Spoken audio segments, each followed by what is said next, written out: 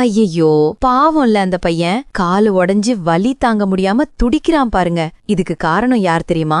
அங்க நிக்கிறாரே இந்த மனுஷன், அவர்தான். இவர் பேரு அமுதவாணன். ஆனா மனசுல கொஞ்சம் கூட அமுதம் இல்ல. மனுஷன் சரியான விஷம். அப்படி என்னதான் நடந்துச்சு வாங்க பாப்போம். இதுதான் அந்த தோட்டம். பார்க்கவே சொர்க்கம் மாதிரி இருக்குல்ல. கலர் கலரா பூக்கள், குலுங்குற மாம்பழங்கள். ஆனா இந்த சொர்க்கத்தோட வாட்ச்மேன் இல்ல ஓனர் நம்ம அமுதவாணன் தாத்தா தான். இவருக்கு செடிகள்னா உசிறு. ஆனா பசங்களை கண்டாலே அலர்ஜி.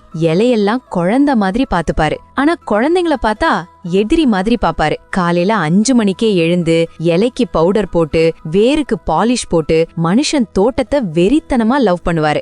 ஆனா நம்ம பசங்க சும்மா விடுவாங்களா?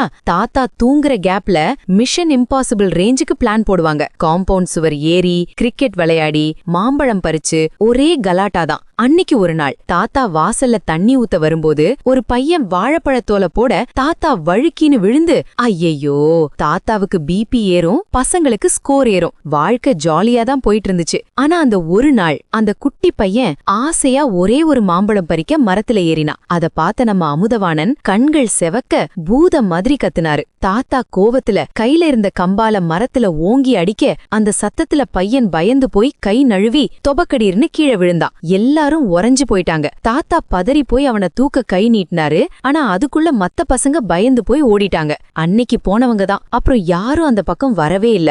ஊருக்குள்ள இவரை வில்லன்னு சொல்ல ஆரம்பிச்சிட்டாங்க. யாரும் பேசுறதில்ல. நாட்கள் போச்சு, வாரங்கள் போச்சு. தோட்டமும் மனுஷ மனசும் ஒண்ணுதான் பாஸ்.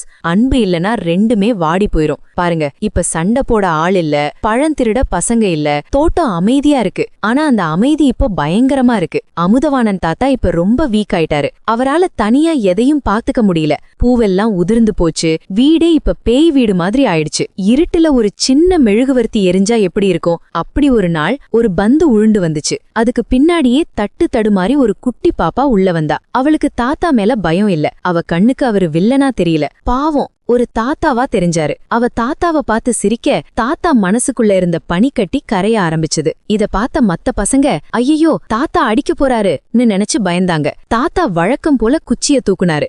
எல்லாரும் கத்துனாங்க. ஆனா அடி பாப்பா மேல விழல, மேல இருந்த கிளையில விழுந்துச்சு. ஒரு தித்திக்குற மாம்பழம் பொத்துன்னு பாப்பா கையில விழுந்துச்சு. தாத்தா சிரிச்சாரு. அந்த சிரிப்புல அன்னைக்கு அவ்ளோ அழகா தெரிஞ்சாரு அவரு. இப்போ தோட்டம் பழையபடி ஜொலிக்குது. ஆனா ஒரு சின்ன மாற்றம். தாத்தா, இந்த அமுதவாணன் பேர்லாம் வாயிலேயே நுழையல. இனிமே நீங்க எங்க அம்முக்குட்டி தாத்தா. ஏய், அம்முக்குட்டி ஓகே, நல்லாத்தான் இருக்கு. ஆனா அந்த தாத்தா மட்டும் வேணாம். I am still young. நான் எப்பவுமே யூத் மேன். பாத்தீங்களா? வெறுப்ப விதைச்சா தனிமைதான் கிடைக்கும். ஆனா அன்ப விதைச்சா வாழ்க்கை ஜாலி ஓ ஜிம்கானாதான். சோ நீங்களும் உங்க லைஃப்ல எல்லாரையும் நேசிங்க. அம்முக்குட்டியா இருங்க. Tata, bye bye.